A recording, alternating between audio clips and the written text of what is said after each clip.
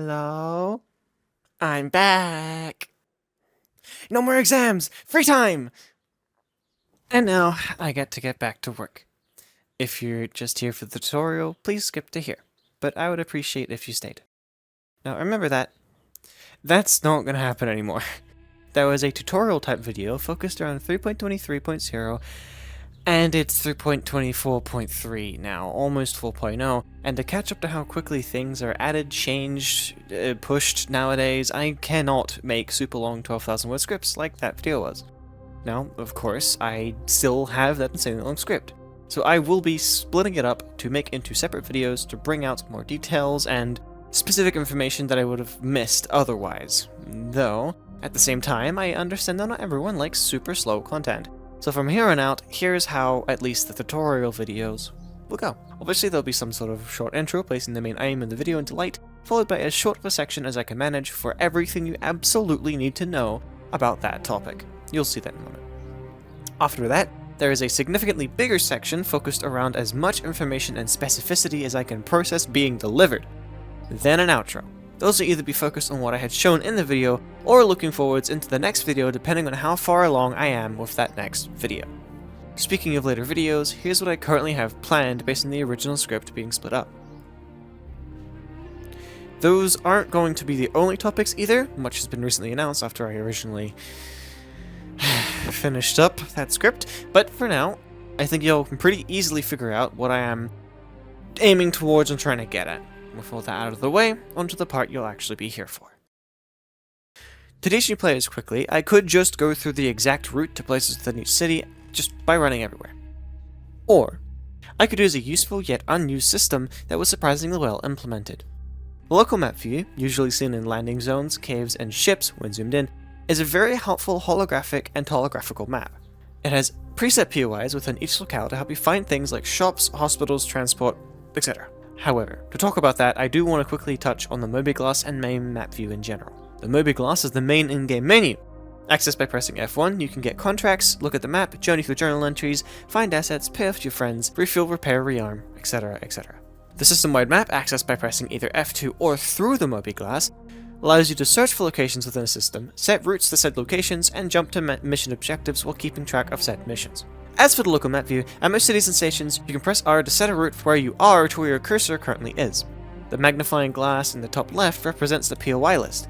If CIG have bothered to place the names of the POIs in the local map, then you can simply click the name of a POI and the map will immediately center onto it. Certain other spots like larger ships and most caves have maps too, though those likely won't have POIs or the ability to route as routing requires nav meshes.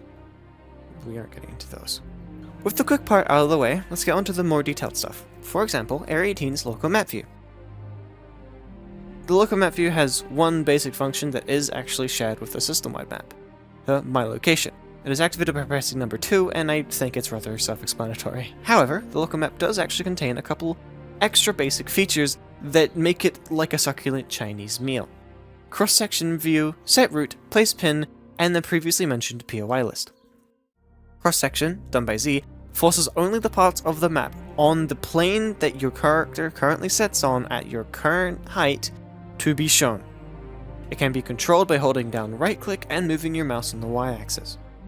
Set route, done by R, places a marker on the map where your cursor currently is and uses pre-done nav meshes to create a line between where you are to that marker. Note that not all nav meshes for every location have been finalized, and places that are cut off by doors also may not work. Just keep trying closer and closer and you'll figure it out. Place pin, done by T, is similar to set route. Where your cursor currently is, it will place a marker, and then you can name that marker and save it for a later time. The last function that I talked about a little bit earlier is the list of all POIs on the current map. You can access this list by clicking the magnifying glass button in the top left above the marker button. Clicking on anything within the POI list immediately centers the map on that location. The main reason for actually talking about the map is that, well, it's worth learning about. It's simple and it's an efficient tool to help navigate this laggy mess of an almost game. But we now kind of need to use it to get around the places you need to get around. Starting with Area 18, using the list once you're out of the hotel, you can find everything you might need from the 2 transits to the weapon retailers to the TDD. If you want to go somewhere, just click on the name and then use set route to load a designated route.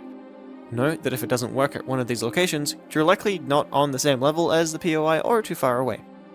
All of what you want will be at the Area 18 center, except for the spaceport.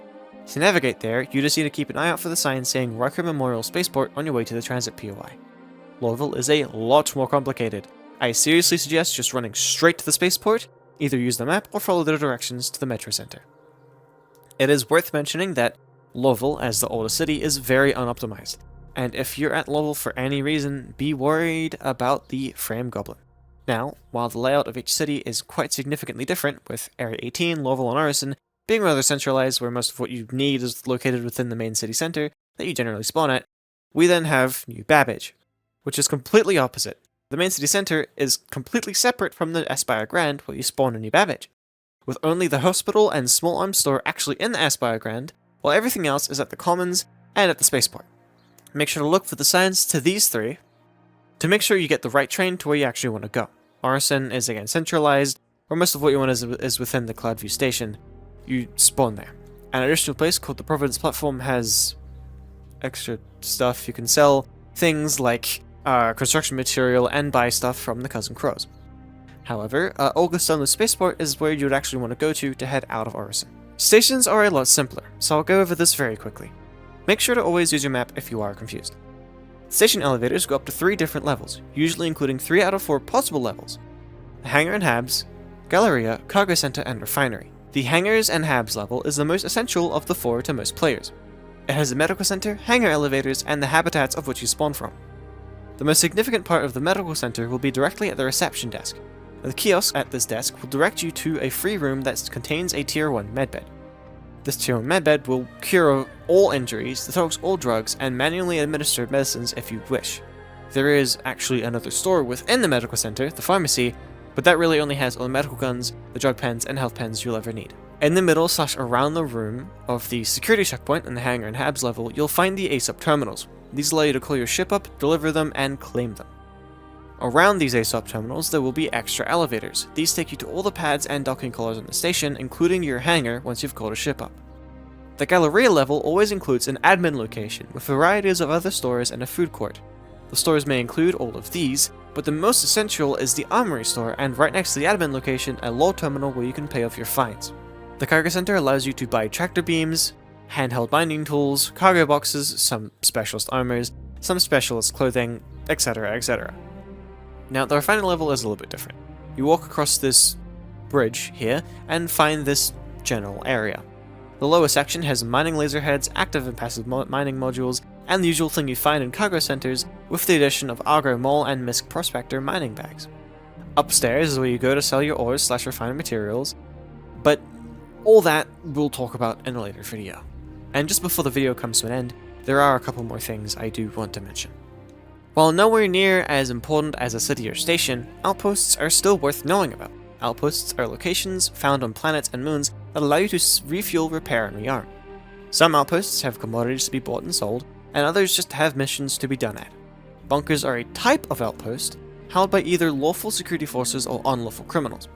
Only mercenary missions would actually be done there, but you are free to actually try to raid them, as bunkers do usually contain lots of tasty loot, though they sadly don't allow for any of the usual outpost benefits. I have a note here saying no pillaging. Fences are a much rarer type of outpost. These locations buy up illegal drugs and stolen cargo. There are only a couple of examples across the current verse, here they all are, but Brio's Backyard is the most well-known one. Now, those are all smaller versions of a distribution center. Distribution centers themselves are essentially outposts that are massive, and outposts are distribution centers that are really small. They can hold more than one mission in them at once, facilitate cargo hauling, and contain loot all in one.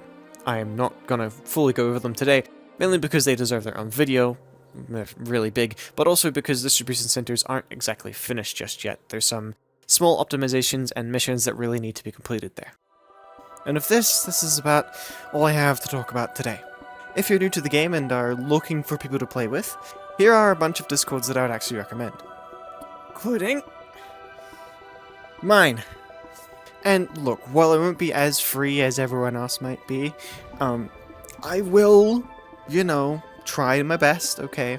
And if you're looking for more and more people to play with, my org is actually looking for people right now, and the cube is active almost every single day. I'll have them linked down in the description. Thank you so much for watching.